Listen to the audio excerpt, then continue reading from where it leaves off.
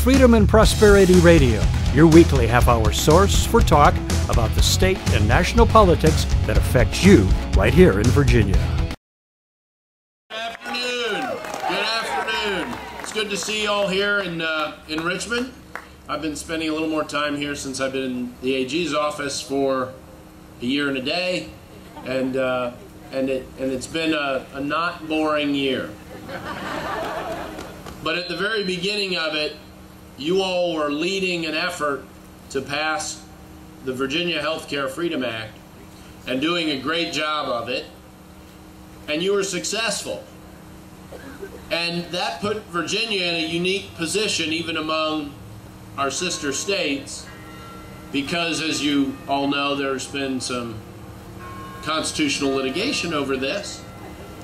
And the first round of every constitutional case is the attempt to kick out the plaintiff.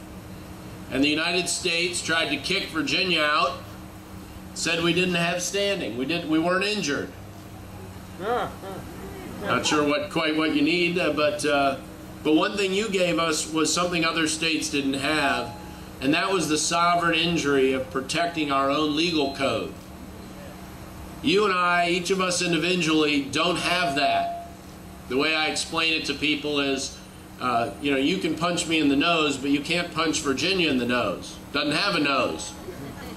And while you can deny the Commonwealth, or attempt to, we'll see, the ability to enforce its own code of laws, you and I don't have a code of laws. Now, Virginia and each of us individually are protected under the Constitution. Virginia is a sovereign entity unto itself under that Constitution.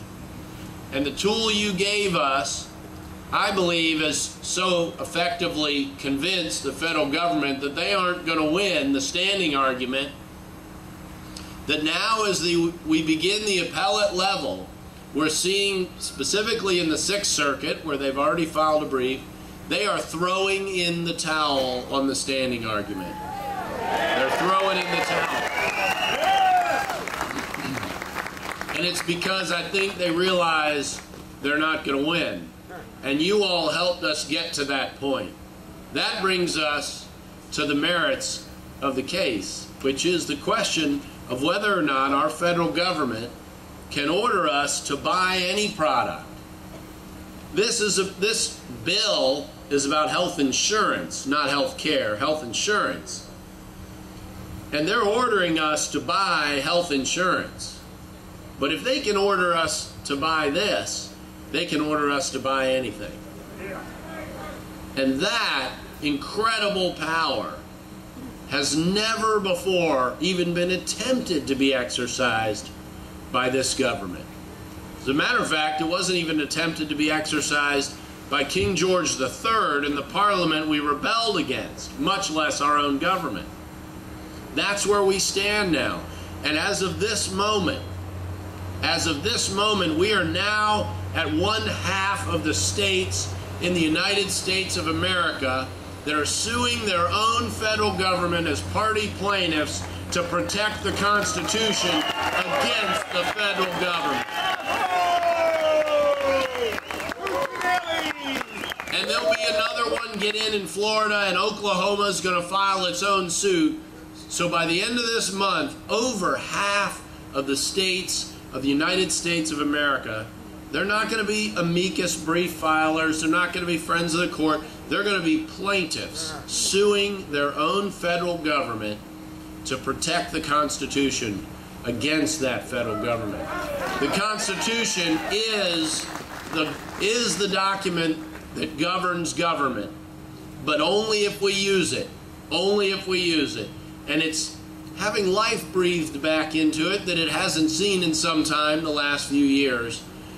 But it's still under threat, and it isn't a recent threat. It isn't just this administration.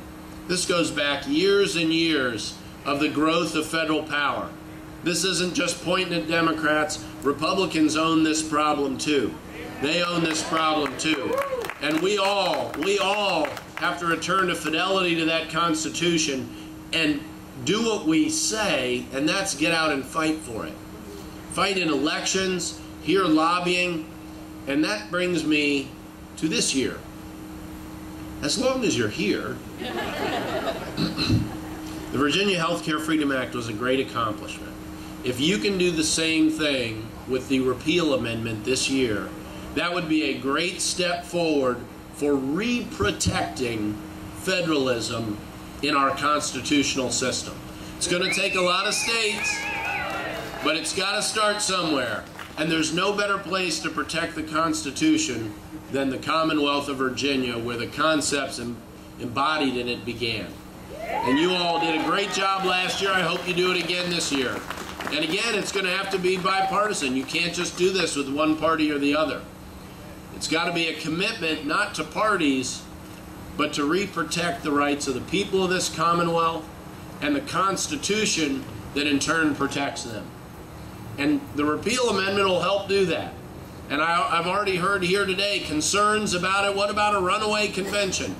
There's a simple mathematical protection against a runaway convention. Yes, it is true that once you assemble a convention that the states have called, they can do more or less anything. But none of it becomes the law of the land until it goes back to the states, and not 2/3 of them now, but 3/4 of those states must approve each act of that convention before it becomes part of our Constitution. That's our protection against a runaway convention. But I got news for you. It won't come to that. And I'll tell you why.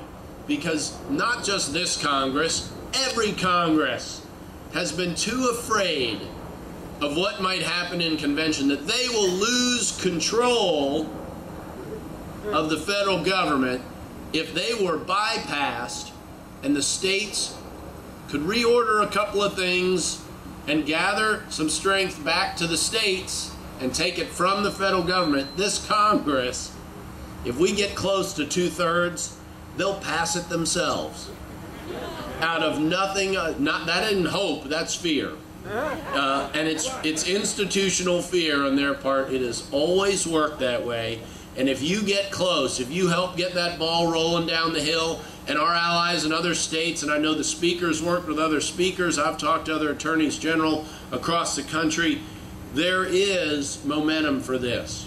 But it's got to cross the finish line first somewhere, and I say Virginia is where that ought to happen. Virginia is where that ought to happen. So thank you all for that effort. I know many of you have been involved in advancing that.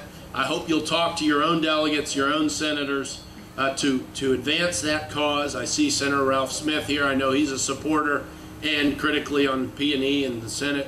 That's helpful as well. But there are other things going on in our office in the last year and a day that I'd like to reflect on real briefly with you that also touch on federalism. Particularly once you get outside of the health insurance bill, the EPA, the Employment Prevention Agency, has been very active in ways that it has never been so before in over 40 years of its existence. They are making up new rules and playing by them. You all remember Calvin and Hobbes? You remember that comic strip? Yeah. You remember Calvin Ball? Calvin made it up as he went along. Well, the EPA plays Calvin Ball quite a bit, and that causes us great problems. First of all, the Commonwealth, as we go about the duty of stewarding our own natural resources, which we do, they frankly get in the way. They're doing, I believe, less traditional enforcement against polluters because they're so busy making up new rules for everything else. No, seriously. And they're doing two things at once. One, they're crushing the economy for almost no benefit. Their greenhouse gas endangerment finding, which we sued on a month before the healthcare case, so the EPA beat the healthcare matter by about a month. It turns out that they believe that if fully implemented with all the regulations that go with it, they will keep the temperature from rising nearly 5/100ths of a degree Fahrenheit by 2050. I'm impressed. Whoa, wow. I might not be able to see my breath by then. And for all those who think that CO2 is a grievous threat to the environment, I believe those people have a moral obligation to stop emitting it.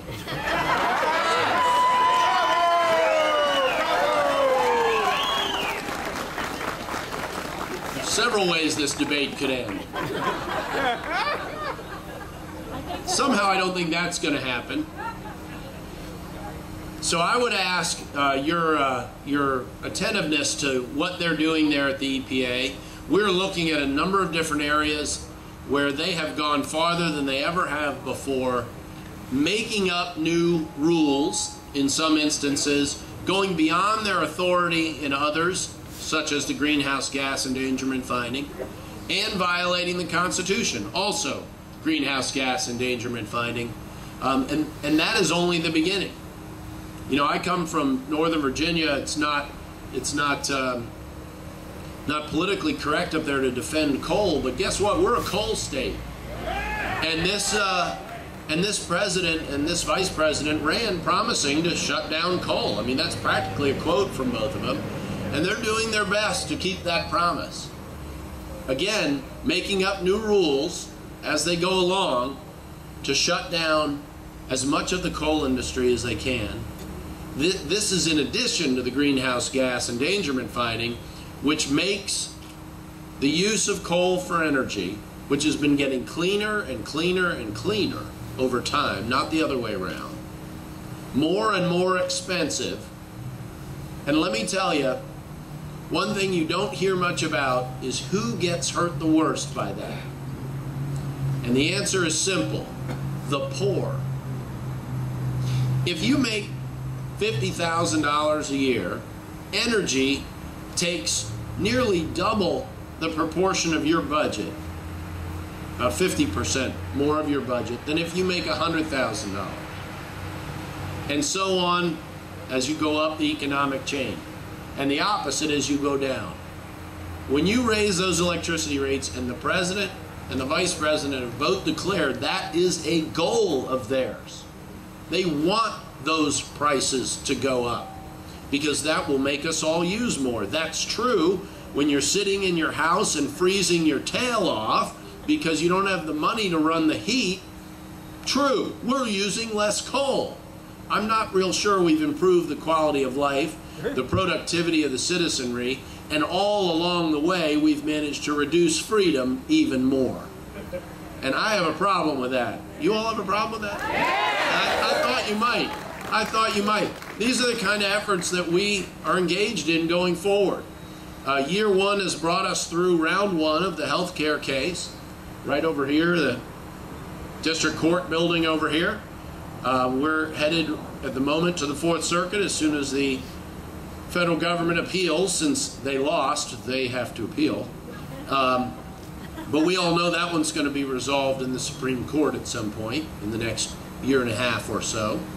But in the meantime, we have all these other battles where the federal government is flexing its 800-pound gorilla muscles, and there's only so much in the way of resources that Virginia and other states have to push back. We are working together. I will tell you that in 2010, I went and campaigned for some other candidates for Attorney General, and you saw some governor's races around the country. America is pushing back. America is pushing back. And that is a great hope for me. I am terribly optimistic about the fact that what Reagan had said is being borne out, and that is that the wisdom of America doesn't reside in our legislatures or in our institutions, not of education, journalism, anywhere else. It resides with individual Americans.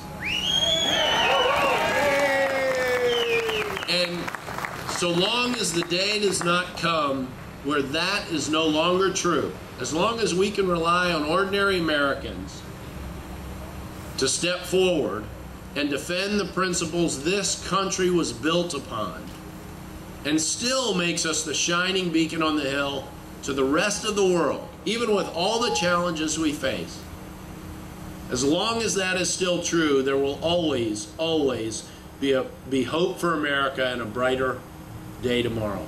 And you all are a big, big part of bringing that to life in this age. It is the battle of our time. It is the battle for liberty. And I thank you for engaging in it. God bless you all. God bless